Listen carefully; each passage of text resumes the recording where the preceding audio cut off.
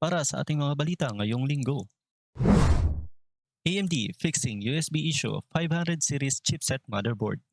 Matapos ang ilang linggong pag-iimbestiga ng AMD sa USB issue ng mga motherboard na gumagamit ng 500 chipset, ay sinabi nitong na-isolate na nila ang sanhi ng issue at isang patch ang kanila nang hinahanda para masolusyonan ito. Hindi idinetalye ng AMD ang sanhi ng issue o ang solusyon para dito. Ang patch ay ilalabas sa buwan ng Abril. Pinapayo namin sa mga nakakaranas ng issue na bisitahin ang webpage ng inyong motherboard manufacturer para sa BIOS update sa susunod na buwan. Free games for Xbox Game Pass for PC.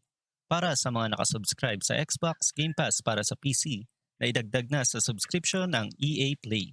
At dahil dito ay magkakaroon ng 60 EA games na pwedeng laruin ng mga nakasubscribe sa service na ito nang walang karagdagang bayad.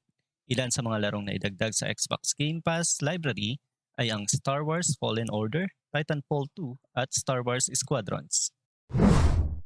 Super Mario 3D All-Stars ending on March 31, 2021.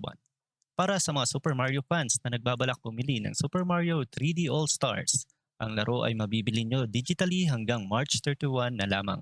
Ang Super Mario 3D All-Stars ay koleksyon ng Super Mario 64, Super Mario Sunshine, at Super Mario Galaxy na nilabas ng Nintendo noong Setyembre ng nakaraang taon para sa 35th anniversary ng Super Mario Bros.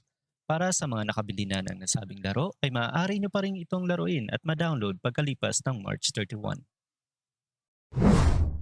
RX 6700 XT. Inilabas na sa Western market ang bagong video card ng AMD ng RX 6700 XT noong Biyernes. Subalit gaya ng inaasahan ng nakararami ay mabilis na naubos ang stock nito. Dagdag pa sa pagkadismaya ng mga mamimili ay ang dobleng presyo nito kumpara sa suggested retail price na $479 o 23,300 pesos. Ang RX 6700 XT ay itinatapat ng AMD sa RTX 3070. Subalit base sa mga benchmark ay lumalabas na ang performance nito ay mas malapit sa RTX 3060 Ti.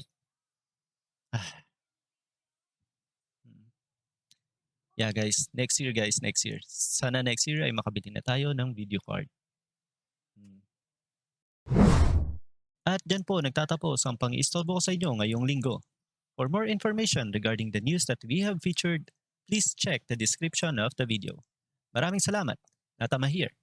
Jane!